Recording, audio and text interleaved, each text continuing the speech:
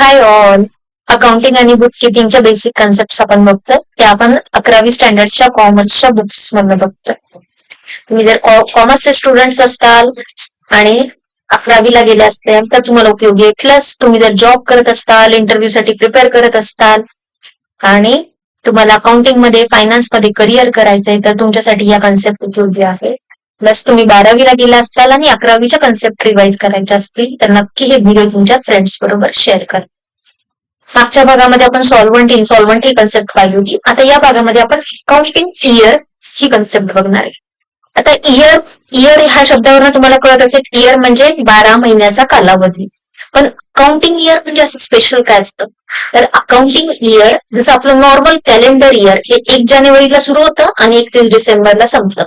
तसंच accounting year जे असतं ना ते 1 एप्रिलला सुरू होतं आणि 31 मार्चला संपतं.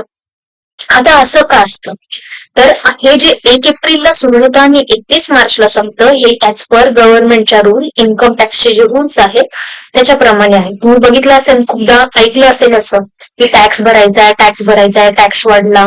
तर हा जो टॅक्स कॅल्क्युलेट करतात ना हा या वर्षासाठी करतात अकाउंटिंग इयर साठी. मग अकाउंटिंग इयर म्हणजे काय तर 1 एप्रिल पासून 31 मार्च पर्यंत तुम्हाला जो काही प्रॉफिट झालेला आहे तर त्या प्रॉफिट वरती तुम्हाला टॅक्स भरायचा असतो आणि ह्या इयर मधला हा प्रॉफिट कॅल्क्युलेट केला जातो. मग अकाउंटिंग इयर हे 1 एप्रिल पासून सुरू होतं म्हणजे 1 एप्रिल पासून तुमच्या अकाउंटिंग एंट्रीज करणं सुरू होतं. म्हणजे कॅशच्या एंट्री, बँकच्या एंट्री, बॅलन्स शीट प्रिपेअर ही सगळी 1 एप्रिल पासून 31 मार्च पर्यंत झालेले ट्रान्झॅक्शन तुम्हाला दाखवते. किंवा प्रॉफिट अँड लॉस अकाउंट मधला प्रॉफिट लॉस हा सुद्धा 1 एप्रिल पासून 31 मार्च पर्यंत जे काही व्यवहार झाले, जे काही ट्रान्झॅक्शन झाले त्याला तो शो करतो, त्याला तो दाखवतो. आता मी अकाउंटिंग डेफिनेशन कशी आहे हे वाचते.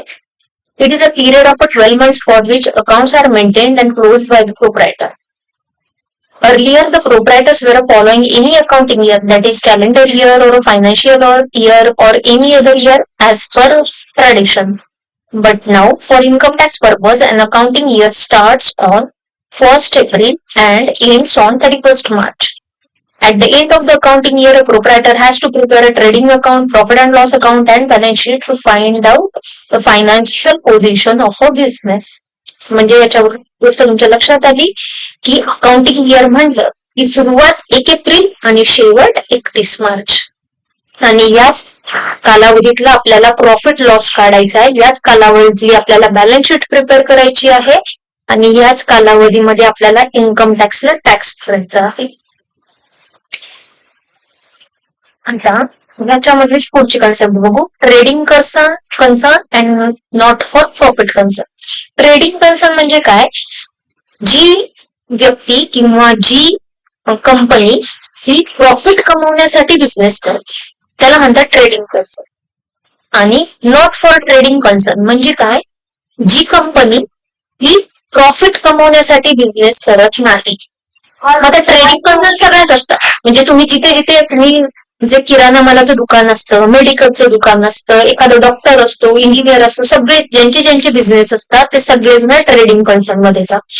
हे असे नॉट फॉर प्रॉफिट कन्सर्न मध्ये कोण असतं तर त्याच्यामध्ये मोस्टली ट्रस्ट असतात, शाळा असतात किंवा एखाद्या वृद्धाश्रम असतो किंवा एखादं प्राण्यांसाठी एखादं सोशल इन्स्टिट्यूट असतं.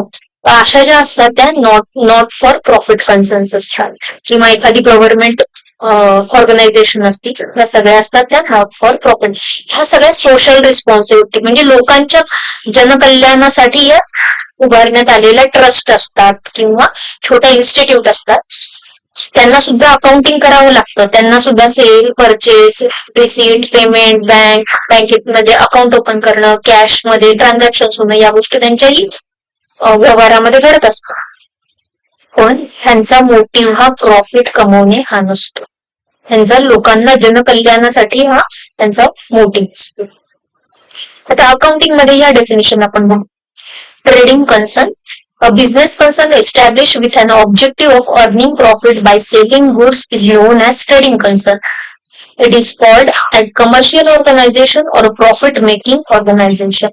जसं मी आता सांगितलं, तुम्ही जे काही किराणा मालाचं सामान बसता, पिठाची गिरणी असेल किंवा मेडिकल शॉप असेल किंवा एखादा इंजिनियर असेल किंवा फॅनचं दुकान, रिटेलरचं दुकान, काही कुठलेही शॉप्स घ्या तुम्ही, छोट्या मोठ्या कंपन्यांपासून रिलायन्स, टाटा, कुठलीही कंपनी घ्या, तुम्हाला या सगळ्या बजाज ऑटो या सगळ्या कंपनी ट्रेडिंग ऑर्गनायझेशन मध्ये येतात. Not for profit concern. Definition: it is an organization not established for making profit but for rendering services to the society. An organization may be formed for promoting a useful object like art, science, sports, culture, charity, profession, etc. Example: school, hospital, sports club, etc. तुम्ही अगदी गावाकडे जरी राहत असाल आणि तिथे एखादी कबड्डीची sport association असेल तर ही सुद्धा तुमची नॉट फॉर प्रॉफिट मध्ये येते. किंवा एखादी समिती असेल, पंचायत समिती असेल तर ती सुद्धा नॉट फॉर प्रॉफिट कन्सर्न मध्ये जाते. ज्या तुमच्या चॅरिटी म्हणजे काय, तर थोडक्यामध्ये लोकांच्या जनकल्याणासाठी या तुम्ही उभारलेल्या इन्स्टिट्यूट असतात. किंवा एखादी कल्चरल ऑर्गनायझेशन म्हणजे सांस्कृतिक भवन असतं, तर ते ह्या सुद्धा सगळ्या नॉट फॉर प्रॉफिट कन्सर्न मध्ये येतात. ह्यांचं अकाउंटिंग वगैरे आपण पुढच्या भागामध्ये बघूया. व्हिडिओ आवडल्यास लाईक करा आणि तुमचे जर कॉमर्सचे काही स्टुडंट्स असतील, फ्रेंड्स असतील, त्यांच्यावर शेअर करा जेणेकरून त्यांना हेल्प होईल. आणि मला कमेंटमध्ये तुम्ही स्टुडंट आहात का बिझनेस का तुम्ही वर्किंग आहात, जॉब करत आहात हे नक्की कळवा, जेणेकरून मला नेक्स्ट व्हिडिओ त्याप्रमाणे अगदी सोप्या मराठीमध्ये बनवता येतील. थँक्यू.